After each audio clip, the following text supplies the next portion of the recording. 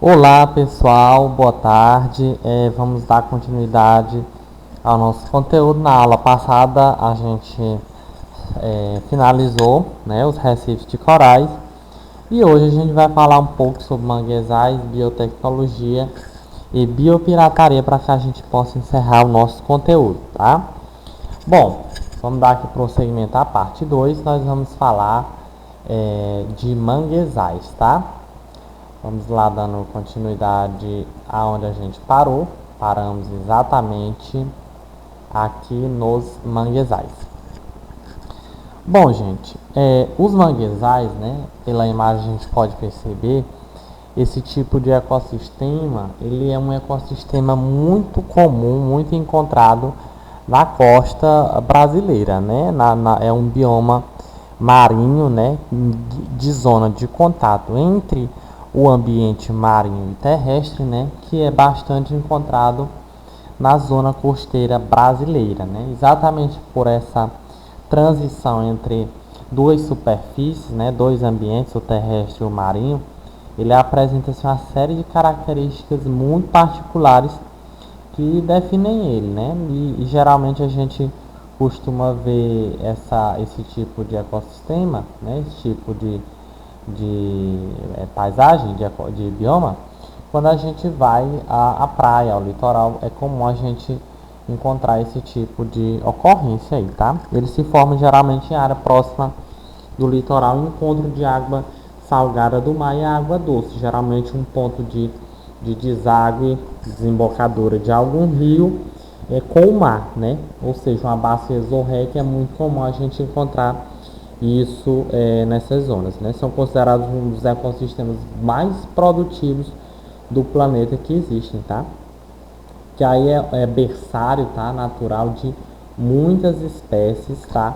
Espécies de aves, crustáceos, né? Uma série de animais utilizam essa área aí como área reprodutiva, tá? Então, é uma área também de muita biodiversidade. Existem dados oficiais, gente, que os manguezais eles ocupam mais de 1 milhão de hectares no território brasileiro, né? Dados do Ministério do Meio Ambiente, né? Tem essa estimativa que a gente vai encontrar esse tipo de ocorrência de bioma do Amapá até Santa Catarina, viu? Então, é uma região bastante extensa, de grande produtividade biológica, tá? E também com algumas adaptações. A gente, por exemplo, pode ver aí pela imagem, né, que as raízes dessas plantas, a raiz dessa vegetação, ela é uma raiz aérea, né? Ela está fora da água exatamente pela grande concentração de sal que existe aí nesse tipo de ecossistema, né? A gente encontra uma região muito comum de mangue, gente, a região do Golfão Maranhense, aquela desembocadura que nós temos na zona norte do estado do Maranhão. Então, um dos maiores manguezais da costa brasileira. Bom, gente, só que atualmente esse tipo de bioma ele vem sofrendo muito com principalmente a intervenção humana, né? Dada a ocorrência desordenada da costa brasileira, né? Falta de saneamento básico, lançamento de efluentes, né? A própria exploração econômica dos recursos disponíveis nessa área, principalmente caça indiscriminada, coleta indiscriminada de crustáceos, né? Um exemplo muito comum é o caranguejo. Então, esses biomas eles vêm sofrendo atualmente com esse tipo de impacto, tá? Eu vou botar aqui uma imagem mais ampla sobre em relação aos manguezais, tá? Então, repare que é uma zona de grande diversidade biológica. Em função dessa grande devastação que nós tivemos, né? Dessa intervenção humana, principalmente nesse tipo de ecossistema, hoje os mangues eles estão reduzidos aí a um pouco mais da metade do que originalmente eles tinham lá em 1500, quando os portugueses aqui aportaram, né? Então a gente vai verificar que além dessa situação, né, muitas espécies, em função dessas intervenções, elas estão ameaçadas de extinção, principalmente nas zonas mais densamente habitadas do país, por exemplo, a região sudeste do país, tá? Bom, gente, a gente sabe que existem, né, muitos grupos de pessoas que sobrevivem da coleta de, principalmente do caranguejo, né, coletado aí nessas áreas, né. Então existem pessoas que fazem essa coleta de crustáceos, né. Só que essa coleta, a depender da época, né, se for em época de reprodução, ela é bastante prejudicial ao ecossistema, né, principalmente dada a capacidade de reprodução desses animais, e isso vai implicar diretamente na redução da quantidade desses animais, provocando assim, de certa forma um desequilíbrio, né? Também não podemos, essas pessoas também não têm como sobreviver de outra maneira, então a solução encontrada seria um auxílio, né, um tipo de benefício para que na época de reprodução desses animais, essas populações ribeirinhas que sobrevivem dessa coleta, né, não o façam, tá? Bom, vamos dando prosseguimento, né? Nós vamos falar de biotecnologia. Biotecnologia, a própria palavra, a formação da palavra bio, né, vida, tecnologia da vida, né? Existem centenas hoje de organismos que são geneticamente modificados, né? Apesar de ser algo bastante novo para nós seres humanos, existem já vários, né? Várias espécies aí que são geneticamente modificadas para tentar suprir necessidades produtivas, controle de pragas, doenças, né? Então, é uma série de objetivos ao qual se alinha a biotecnologia, né? A ciência, a tecnologia está em pesquisa constante, né? Em busca de sementes, de insumos, né? Que possam tornar as espécies mais produtivas, né? Mais resistentes, principalmente a pragas, né? A determinados tipos de pragas. Isso é papel da biotecnologia. Logo lá no primeiro parágrafo, gente, da página 49, ele vai falar sobre isso, né? As primeiras experiências de sucesso obtiveram certo respaldo na comunidade internacional, sobretudo após a Segunda Guerra Mundial. Entre os mais polêmicos, os temas mais polêmicos estão as sementes transgênicas, né? Um alimento muito comum que é geneticamente modificado em laboratório, por exemplo, é o milho, a soja, né?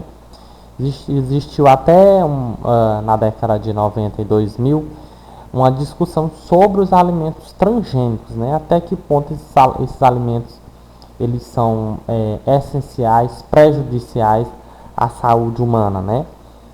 Existem uma série de argumentos que são contrários, tá? À produção desse tipo de organismo geneticamente modificado, tá? Quando a gente fala de um organismo transgênico, é aquele organismo que teve, por meio de técnicas modernas, né, o material genético, a cadeia genética sofreu modificação. E a gente pode analisar a cadeia produtiva desse tipo de produção e vai perceber que boa parte das empresas que estão liderando essa corrida são os grandes conglomerados de alimentos, né? A gente vai falar aí de algumas delas, como a Bunge, a Monsanto, que são empresas que lideram a pesquisa e também a produção desse tipo de organismo, né? Assim, o agricultor, gente, ao usar uma semente modificada, geneticamente modificada por uma empresa, ele vai alimentar uma cadeia fechada de consumo de outros produtos, como, por exemplo, os defensivos agrícolas, porque quem vai vender a semente também vai vender o insumo, também vai vender o organismo de controle de praga, também vai vender o herbicida, ou seja, isso acaba criando entre produtor e fornecedor uma dependência econômica, né? Isso é ruim para a economia, porque de certa forma nós vamos ter cada vez mais disponível no mercado um só tipo de milho, por exemplo, né?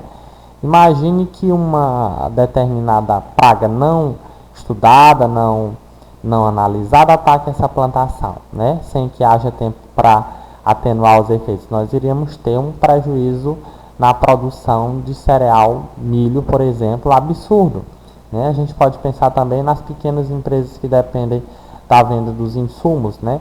Essas empresas teriam, de certo modo, uma concorrência desleal com os grandes conglomerados, né? Por isso que de um lado, esses conglomerados aliados a produtores rurais defendem a ideia de que as sementes geneticamente modificadas são mais resistentes à praga, à variação climática de temperatura, que trazem maior produtividade, né? Mas de outro lado, nós vamos encontrar as organizações de proteção do meio ambiente, os pequenos produtores, os camponeses, né? Que são contra, que protestam contra esse monopólio de produção e distribuição de semente, de insumo, de veneno, né? Que são alvos dessa lógica da produção monocultura, de monocultura de exportação, né?